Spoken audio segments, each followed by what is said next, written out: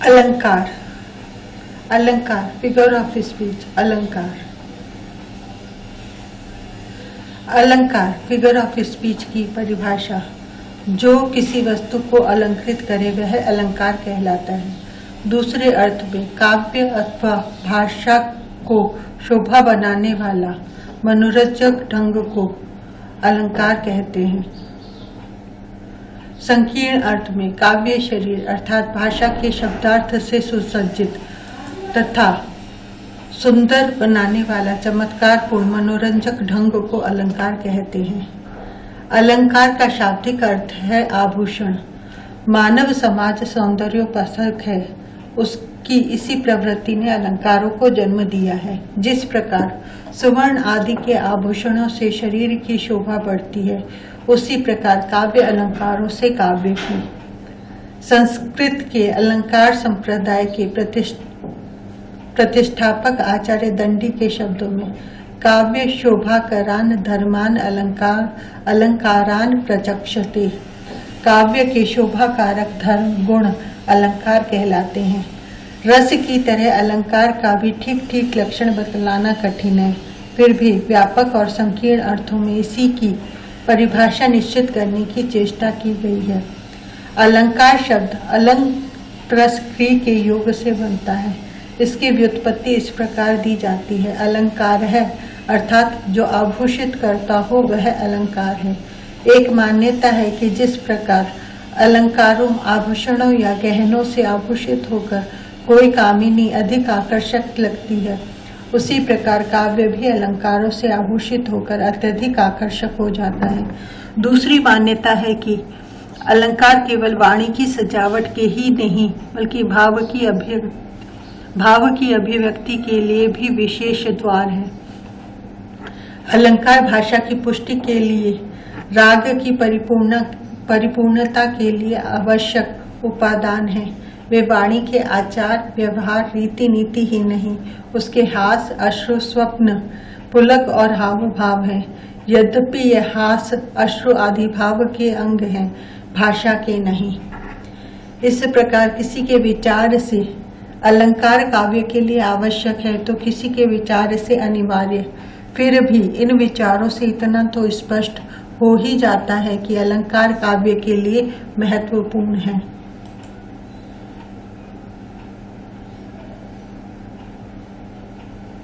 अलंकार का महत्व।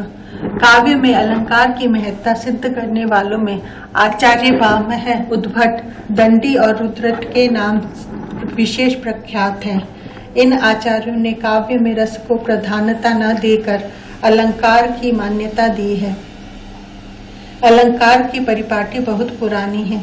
काव्य शास्त्र के प्रारंभिक काल में अलंकारों पर ही विशेष बल दिया गया था। हिंदी के आचार्यों ने भी काव्य में अलंकारों को विशेष स्थान दिया है। जब तक हिंदी में ब्रज भाषा साहित्य का अस्तित्व बना रहा, तब तक अलंकार का महत्व सुरक्षित रहा। आधुनिक युग में इस दिशा में लोग उदासीन हो गए हैं। काव्य में रमणीय अर्थ, पद लालित्य, उक्ति वैचित्र्य और साधारण भाव सौंदर्य की सृष्टि अलंकारों के प्रयोग से ही होती है।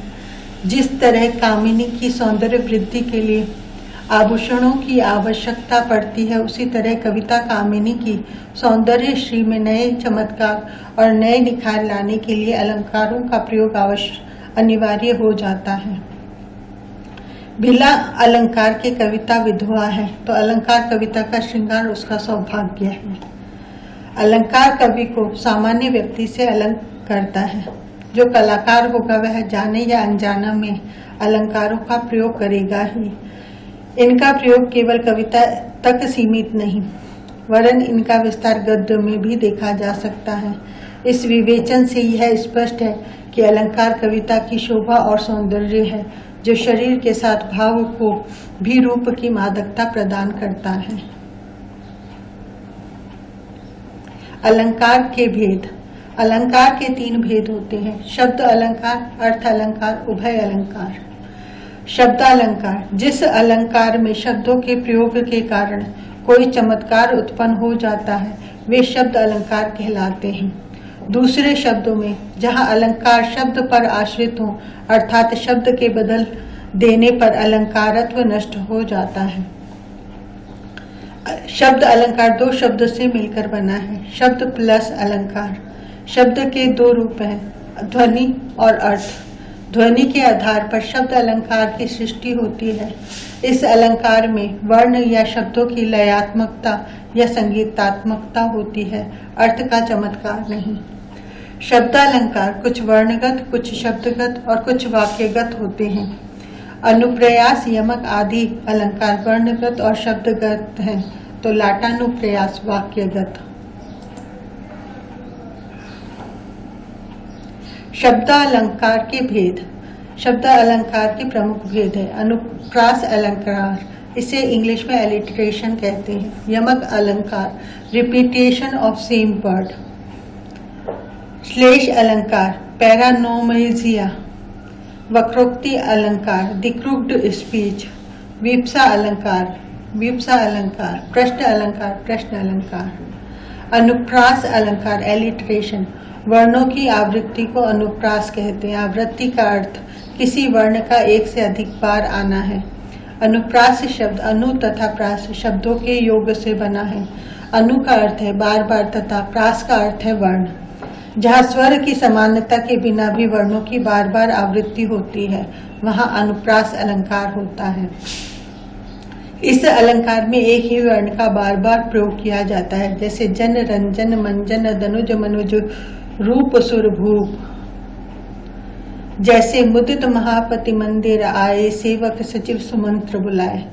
यहाँ पहले पद में म वर्ण की आवृत्ति और दूसरे में स वर्ण की आवृत्ति हुई है। इस आवृत्ति से संगीतमयता आ गई है।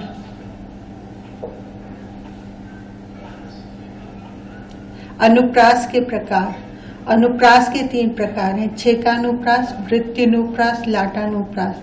छेकानुप्रास, जहाँ स्वरूप और क्रम से अनेक व्यंजनों की आवृत्ति एक बार हो, वहाँ छेकानुप्रास होता है। इसमें व्यंजन वर्णों का उसी क्रम में प्रयोग होता है। रस और स्वर में छेकानुप्रास नहीं है। सर में वर्णों की आवृत्ति उसी क्रम और स्वरूप में हुई है, अतएव यहाँ छेकानुप्रास है। महाकवि देव ने इसका एक सुंदर उदाहरण इस प्रकार दिया है। रीझी रीझी रहसी रहसी, हंसी हंसी उठे, सांस भरी आंसू भरी, कहत दई दई। यहाँ रीझी रीझी, रहसी रहसी, हंसी हंसी, दई दई में छेकानुप्रास है, क्योंकि व्यंजन वर्णों की आवृत्ति उसी क्रम और स्वरूप में हुई है। दूसरा उदाहरण इस प्रकार है। बंधव गुरुपद पदुम परागा, सुरुचि सुवास सरस अनुरागा। यहाँ पद और पदुम में प और द की एकाकार आवृत्ति स्वरूप है, अर्थात प प द द की आवृत्ति एक ही क्रम में एक ही बार हुई है, क्योंकि पद के प के बाद द की आवृत्ति पदुम में भी प के बाद द की रूप में हुई है। छेक का अर्थ चतुर है। चतुर व्यक्तियों को यह अलंकार विशेष प्रिय है। वृत्त्यनुप्रास। वृत्त्यनुप्रास, जहाँ एक व्यंजन की आवृत्ति एक या अनेक बार हो, वहाँ वृत्त्यनुप्रास होता है। रसानुकूल वर्णों की योजना को वृत्ति कहते हैं। उदाहरण इस प्रकार है। सपने सुनहले मन भाई, यहाँ स वर्ण की आवृत्ति एक बार हुई है। शेष महेश गणेश दिनेश सुरेश हो जाहि निरंतर गावे, यहाँ स वर्ण की आवृत्ति अनेक बार हुई है।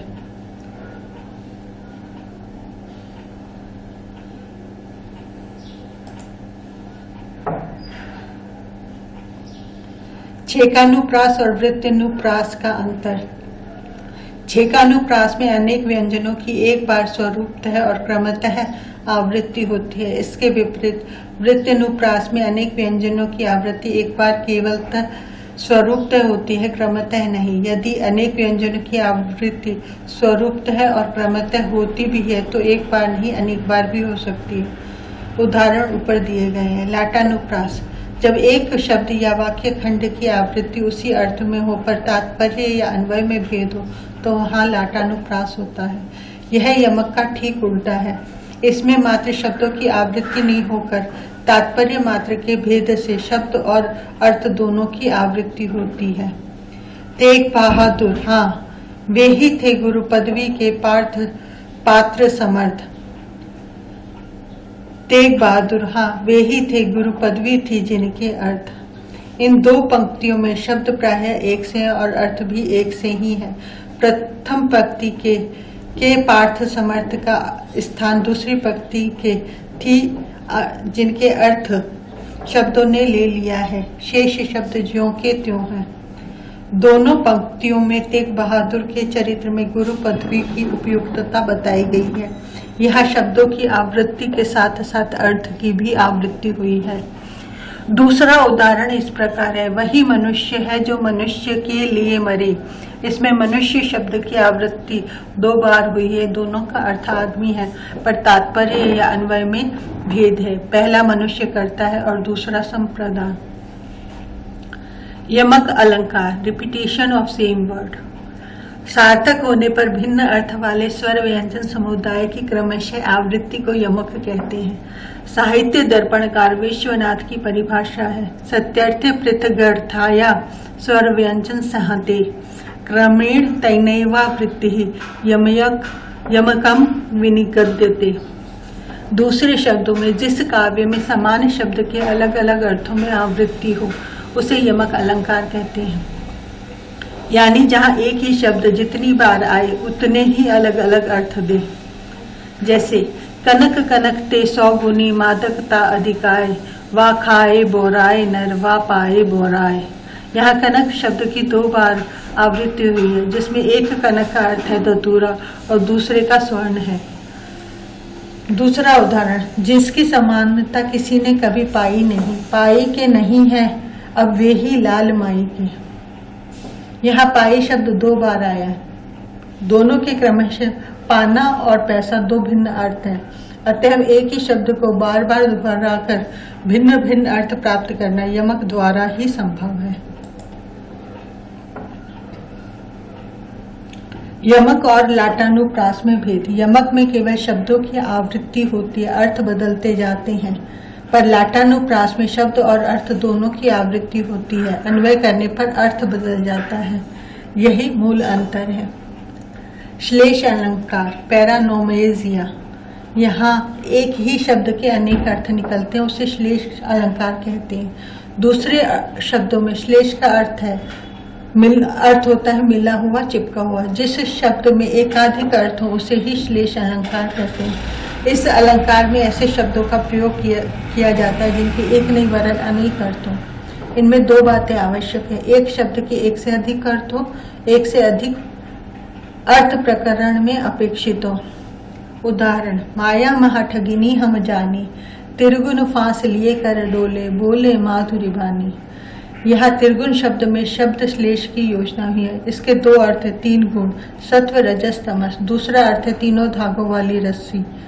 ये दोनों अर्थ प्रकरण के अनुसार ठीक बैठते हैं, क्योंकि इनकी अर्थ संगति महाठगिनी माया से बताई गई है। दूसरा उदाहरण, चिर जीवो जोरी जुरे, क्यों न स्नेह गंभीर, को घटिये वृषभानुजा, वे हलधर के भी। यह वृषभ, अनुजा और हलधर श्लिष्ट शब्द हैं, जिनमें बिना आवृत्ति के ही भिन्न भिन्न अर्थ निकलते हैं। वृषभ अनुजा से वृषभानु की बेटी राधा और वृषभ की बहन गायिका, और हलधर के वीर से कृष्ण, बलदेव के भाई और सांड बैल के भाई का अर्थ निकलता है। अर्थ और शब्द दोनों पक्षों पर क्लेश के लागू होने के कारण आचार्यों में विवाद है कि इसे शब्द अलंकार में रखा जाए या अर्थ अलंकार में।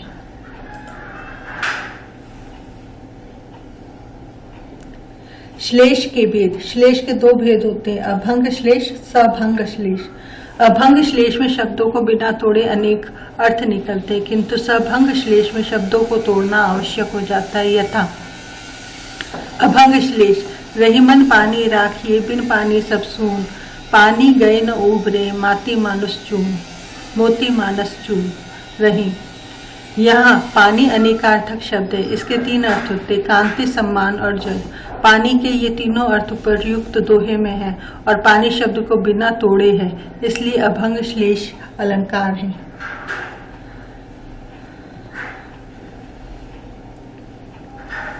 सभंग श्लेष, सखर सुकोमल मंजू, दोष रहित दूषण सहित। तुलसीदास। यहाँ सखर का अर्थ कठोर, दूसरा अर्थ खरदूषण के साथ सखर है। यह दूसरा अर्थ सखर को तोड़कर किया गया है, इसलिए यहाँ सभंग श्लेष अलंकार है। वक्रोक्ति, विकृत स्पीच, जिस शब्द से कहने वाले व्यक्ति के कथन का अभिप्रेत अर्थ ग्रहण न कर श्रोता अन्य कल्पित या चमत्कार पूर्ण अर्थ लगाए और उसका उत्तर दे, उसे वक्रोक्ति कहते हैं। दूसरे शब्दों में जहाँ किसी के कथन का कोई दूसरा पुरुष श्लेष या काकू उच्चारण के ढंग से दूसरा अर्थ करे, वहाँ वक्र उक्ति अलंकार होता है। साहित्य दर्पणकार विश्वनाथ का कथन है, अन्यस्यान्यार्थकम वाक्यम अन्यथा योजयेद्यति अन्य श्लेषण काक्वा वासा वक्रोक्ति सत्तो द्विधा। वक्रोक्ति का अर्थ है वक्रोक्ति अर्थात टेढ़ी उक्ति। कहने वाले का अर्थ कुछ होता है किंतु सुनने वाला उससे कुछ दूसरा ही अभिप्राय निकाल लेता है। इसमें चार बातों का होना आवश्यक है। वक्ता की एक उक्ति का अभिप्रेत अर्थ होना चाहिए, श्रोता उसका कोई दूसरा अर्थ लगाए, श्रोता अपने लगाए अर्थ को प्रकट करे। एक उदाहरण लीजिए। एक कहियो वर देत भव, भाव कही भाव चाहिए चित्त, सुनी कहे को भोले भवई भाव चाहिए मित्त। किसी ने कहा भव शिव वर देते हैं पर चित्त में भाव होना चाहिए। यह सुनकर दूसरे ने कहा अरे मित्र, भोले भव के लिए भाव चाहिए, अर्थात शिव इतने भोले हैं कि उनके रुझाने के लिए भाव की भी आवश्यकता नहीं है। जयदेव ने इसे अर्थ अलंकार में स्थान दिया। यह श्लेष तथा काकू से वाच्यार्थ बदलने की कल्पना है। काकू और श्लेष शब्द शक्ति से ही अंग हैं, अतः इस अलंकार को अधिकतर आचार्यों ने शब्द अलंकार में ही रखा है। भामह ने वक्र शब्द और अर्थ की उक्ति को काव्य का अलंकार मानकर और कुंतक ने वक्र उक्ति को काव्य का जीवन मानकर इस अलंकार को सर्वाधिक महत्व दिया है। शब्द और अर्थ दोनों में वक्रोक्ति होने के कारण श्लेष की तरह यहाँ भी विवाद है कि यह शब्द अलंकार में परिगणित हो या अर्थ अलंकार में।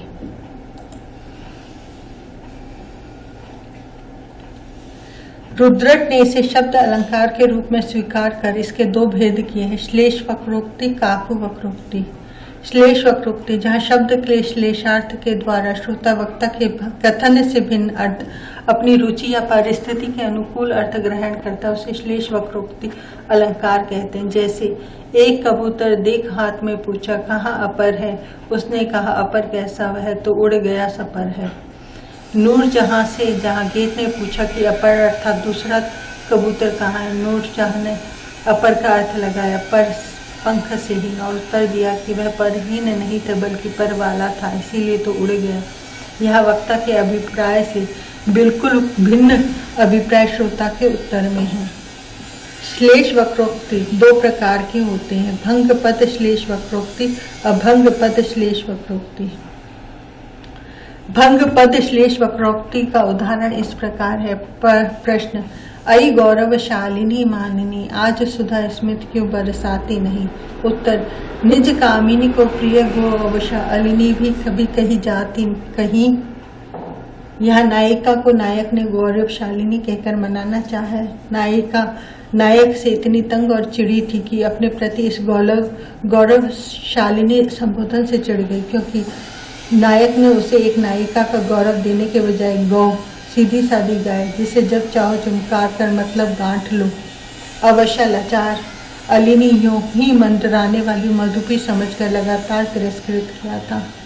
नायिका ने नायक के प्रश्न का उत्तर न देकर प्रकार अंतर से वक्रोक्ति या टेढ़ी अंग की उक्ति से ये कहा, हाँ तुम तो मुझे गौरवशालिनी ही समझते हो, अर्थात गौ अवशः अलिनी गौरवशालिनी। जब यही समझते हो तुम्हारा मुझे गौरवशालिनी कहकर पुकारना मेरे लिए कोई अर्थ नहीं रखता। नायिका के उत्तर में यही दूसरा अर्थ वक्रता से छिपा हुआ है, जिसे नायक को अवश्य समझना पड़ा होगा। कहा कुछ जाए और समझने वाला उसका अर्थ कुछ ग्रहण करे, इस नाते यह वक्रोक्ति है। इस वक्रोक्ति को प्रकट करने वाले पद गौरवशालिनी में दो अर्थ, एक है गौरवशालिनी और दूसरा गौ अवशः अलिनी श्रेष्ठ होने के कारण यह श्लेष वक्रोक्ति है।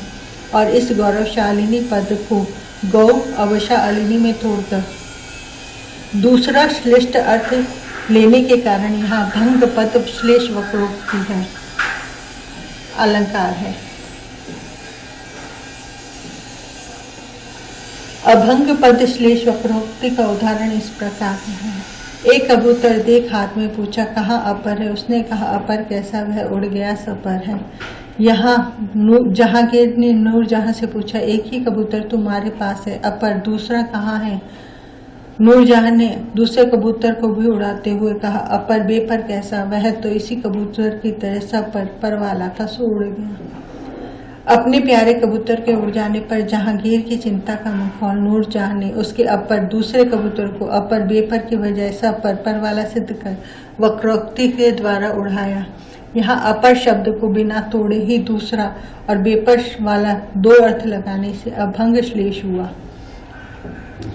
काकु वक्रोक्ति, जहाँ किसी कथन का कंठ की ध्वनि के कारण दूसरा अर्थ निकलता है उसे काकु वक्रोक्ति अलंकार कहते हैं।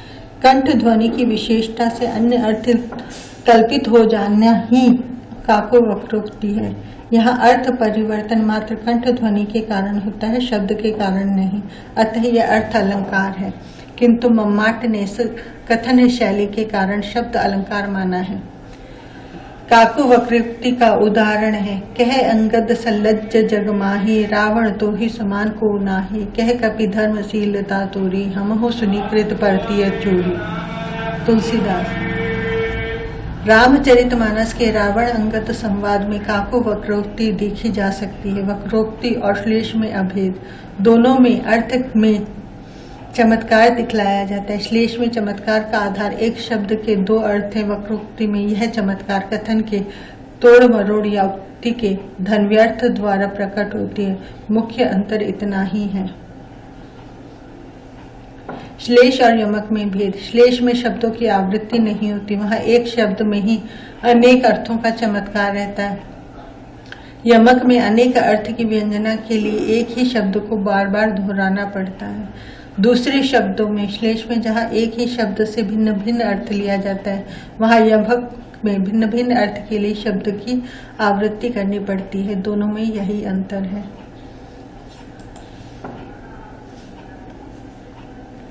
विप्सा अलंकार, आदर, घबराहट, आश्चर्य, घृणा, रोचकता आदि प्रदर्शित करने के लिए किसी शब्द को दोहराना ही विप्सा अलंकार है। जैसे मधुर मधुर मेरे दीपक जल।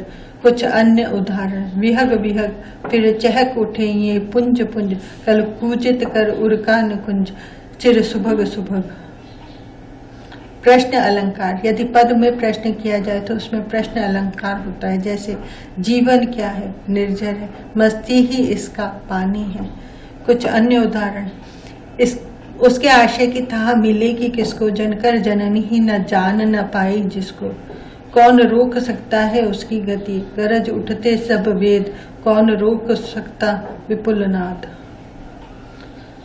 2 वर्ष आयु यदि होती तो क्या अधिक सुखी होता नर।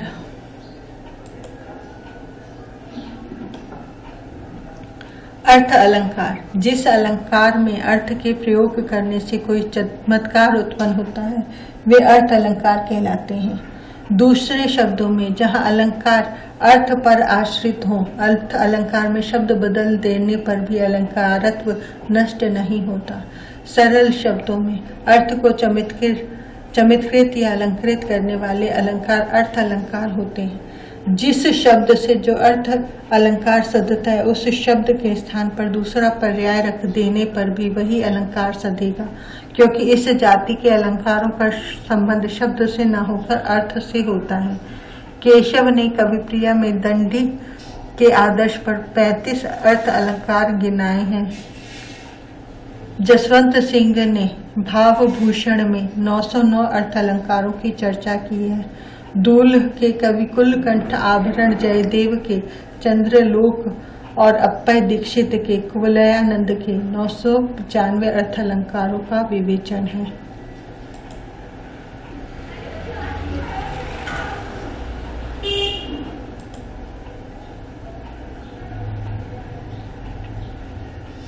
अर्थ अलंकार के भेद, इसके प्रमुख भेद हैं उपमा सिमिली, रूपक मेटाफोर, उत्प्रेक्षा पोएटिक फैंसी, अतिशयोक्ति हाइपरबोली, दृष्टांत एग्जाम्पलिफिकेशन, उपमेयोपमा प्रतिवस्तुपमा टिपिकल कंपैरिजन, अर्थांतर न्यास कोरोबोरेशन, काव्य लिंक पोएटिकल रीजन, उल्लेख विरोधाभास कॉन्ट्राडिक्शन, स्वभाव उक्ति अलंकार नेचुरल डेस्क्रिप्शन, संदेह डाउट, मालोपमा चेन ऑफ सिमिलीज, अन्वय सेल्फ कंपेरिजन, प्रतीप कन्वर्स, भ्रांतिमान एरर, अनुभूति कॉन्सिलमेंट, दीपक इल्यूमिनेटर, तुल्योगिता इक्वल पेयरिंग, निदर्शना इलस्ट्रेशन, समासोक्ति स्पीच ऑफ ब्रेविटी, अप्रस्तुत प्रशंसा, इनडायरेक्ट डिस्क्रिप्शन, विभावना पेक्युलर पोजिशन, विशेष उक्ति पेक्युलर एलिगेशन, असंगति डिसकनेक्शन, परिसंख्या स्पेशल मेंशन। उपमा अलंकार सिमिली, समान धर्म के आधार पर जहाँ एक वस्तु की समानता या तुलना किसी दूसरी वस्तु से की जाती है वहाँ उपमा अलंकार होता है। उप का अर्थ है समीप से और माँ का तौलना या देखना। उपमा का अर्थ है एक वस्तु दूसरी वस्तु को रखकर समानता दिखाना। अतः जब दो भिन्न वस्तुओं में समान धर्म के कारण समानता दिखाई जाती है तब वहाँ उपमा अलंकार होता है।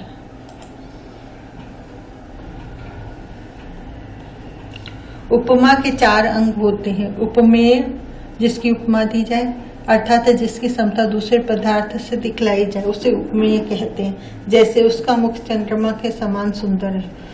वाक्य में मुख की चंद्रमा से समानता बताई गई है अतः मुख उपमेय है। उपमान जिससे उपमा दी जाए अर्थात उपमेय को जिसके समान बताया जाए उसे उपमान कहते हैं। जैसे उपमेय मुख की समानता चंद्रमा से की गई है अतः चंद्रमा उपमान है। साधारण धर्म, धर्म जिस गुण के लिए उपमा दी जाती है उसे साधारण धर्म कहते हैं। जैसे उक्त उदाहरण में सुंदरता के लिए उपमा दी गई है अतः सुंदरता साधारण धर्म है। वाचक, उपमेय और उपमान के बीच की समानता बताने के लिए जिन वाचक शब्दों का प्रयोग होता है उन्हें ही वाचक कहा जाता है। दूसरे शब्दों में जिस शब्द के द्वारा उपमा दी जाती है उसे वाचक शब्द कहते हैं। उपर्युक्त उदाहरण में सामान्य शब्द वाचक है। इसके अलावा सी, सम, सरिस, सदृश शब्द उपमा के वाचक होते हैं।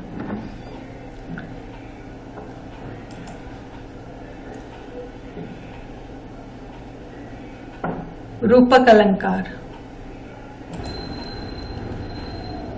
रूपक अलंकार उपमेय पर उपमान का आरोप या उपमान और उपमेय का अभेद ही रूपक है। जब उपमेय पर उपमान का निषेध रहित आरोप करते हैं तब रूपक अलंकार होता है। उपमेय में उपमान के आरोप का अर्थ दोनों में अभिन्नता या अभेद दिखाना। इस आरोप में निषेध नहीं होता है। जैसे यह जीवन क्या है, निर्झर है। इस उदाहरण में जीवन को निर्झर के समान न बताकर जीवन को ही निर्झर कहा गया है अतः यहाँ रूपक अलंकार हुआ। दूसरा उदाहरण, बीती विभावरी जागरी, अंबर पनघट में डुबो रही, तारा घट उषा नागरी। यहाँ उषा में नागरी का, अंबर में पनघट का और तारा में घट का निषेध रहित आरोप हुआ है अतः यहाँ रूपक अलंकार है। कुछ अन्य उदाहरण देखो।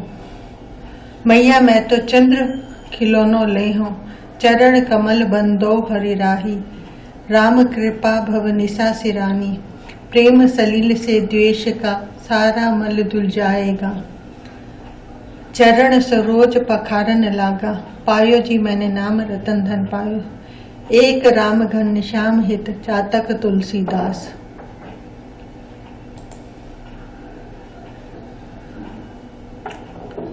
उत्प्रेक्षा अलंकार पोएटिक फैंसी। उपमेय प्रस्तुत में कल्पित उपमान अप्रस्तुत की संभावना को उत्प्रेक्षा कहते हैं। दूसरे अर्थ में उपमेय में उपमान को प्रबल रूप में कल्पना की आंखों से देखने की प्रक्रिया को उत्प्रेक्षा कहते हैं।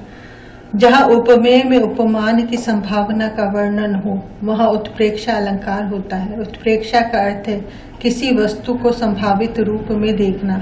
संभावना संदेह से कुछ ऊपर और निश्चय से कुछ नीचे होती है। इसमें न तो पूरा संदेह होता है और न पूरा निश्चय। उसमें कवि की कल्पना साधारण कोटि की न होकर विलक्षण होती है। अर्थ में चमत्कार लाने के लिए ऐसा किया जाता है। इसमें वाचक पदों का प्रयोग होता है। उदाहरणार्थ, फूले कास सकल मही छाई, जनु बरसा ऋतु प्रकट बुढ़ाई। यहाँ वर्षा ऋतु के बाद शरद के आगमन का वर्णन हुआ है। शरद में कास की खिले हुए फूल ऐसे मालूम होते हैं जैसे वर्षा ऋतु का बुढ़ापा प्रकट हो गया हो। यहाँ कास के फूल उपमेय में वर्षा ऋतु के बुढ़ापे उपमान की संभावित कल्पना की गई है। इस कल्पना में अर्थ का चमत्कार प्रकट होता है। वस्तुतः अंत में वर्षा ऋतु की गति और शक्ति बुढ़ापे की तरह शिथिल पड़ जाती है। उपमा में जहाँ 7 तरह आदिवाचक पद रहते वहाँ उत्प्रेक्षा में मानो, जानो आदि शब्दों द्वारा संभावना पर जोर दिया जाता है। जैसे आकाश मानो अंजन बरसा रहा है, उत्प्रेक्षा अंजन सा अंधेरा उपमा से अधिक जोरदार है। उत्प्रेक्षा के वाचक पद लक्षण, यदि पंक्ति में ज्यों, मानो, जानो, इव, मनु, जनु, जान पड़ता है इत्यादि हो तो मानना चाहिए कि वहाँ उत्प्रेक्षा अलंकार का प्रयोग हुआ है। जैसे सखी सोहत गोपाल के उर गुंजन की माल, बाहर लसत मनोद पिए दावा नल की ज्वाल। यहाँ उपमेय गुंजन की माल में उपमान ज्वाला की संभावना प्रकट की गई है। कुछ अन्य उदाहरण, पद्मावती सब सखी बुलाई, जनु फुलवारी सबई चली आई, लता भवंते प्रकट वे ते अवसर दो बहाई, मनु निक से जुग विमल विधु जलत पटल बिलगाए। जान पड़ता है नेत्र देख बड़े बड़े, हीरों में गोल नीलम हैं जड़े।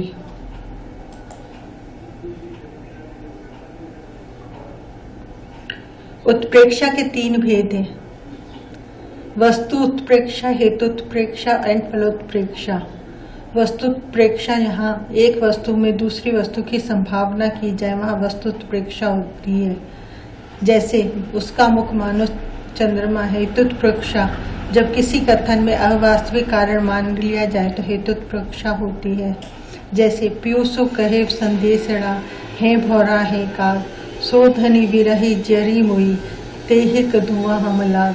यहाँ कौआ और भ्रमर के काले होने का वास्तविक कारण विरहिणी के विरह अग्नि में जलकर मरने का धुआं नहीं हो सकता, फिर भी उसे कारण माना गया, अतः हेतुत्प्रेक्षा अलंकार है। फलोत्प्रेक्षा, जहाँ अवास्तविक फल को वास्तविक फल मान लिया जाए वहाँ फलोत्प्रेक्षा होती है। जैसे नायिका के चरणों की समानता प्राप्त करने के लिए कमल जल में तप रहा है। यहाँ कमल का जल में तप करना स्वाभाविक है। चरणों की समानता प्राप्त करना वास्तविक फल नहीं है, पर उसे मान लिया गया है, अतः यहाँ फलोत्प्रेक्षा है। अतिशयोक्ति अलंकार, हाइपरबोले, जहाँ किसी का वर्णन इतना बढ़ा चढ़ाकर किया जाए कि सीमा या मर्यादा का उल्लंघन हो जाए वहाँ अतिशयोक्ति अलंकार होता है। दूसरे शब्दों में उपमेय को उपमान जहाँ बिल्कुल ग्रस ले वहाँ अतिशयोक्ति अलंकार होता है। अतिशयोक्ति का अर्थ होता है उक्ति में अतिशयता का समावेश, जहाँ उपमेय और उपमान का समान कथन न होकर सिर्फ उपमान का वर्णन होता है। उदाहरण, बांधा था विधु को किसने इन काली जंजीरों से, मणिवाले फणियों का मुख क्यों भरा हुआ है हीरों से। यहाँ मोतियों से भरी हुई प्रिया की मांग का कवि ने वर्णन किया है। विधि या चंद्र से मुख का, काली जंजीरों से केश और मणि वाले फणियों से मोती भरी मांग का बोध होता है। अन्य उदाहरण, हनुमान की पूंछ में लग न पाई आग, लंका सगरी जल गई, गए निशाचर भाग। देख लो साकेत नगरी है यही, स्वर्ग से मिलने गगन में जा रही। मैं बरजी के बार तू इतकत लेती करोंठ, पंखुरी लगे गुलाब की, परी है गात खरोंठ।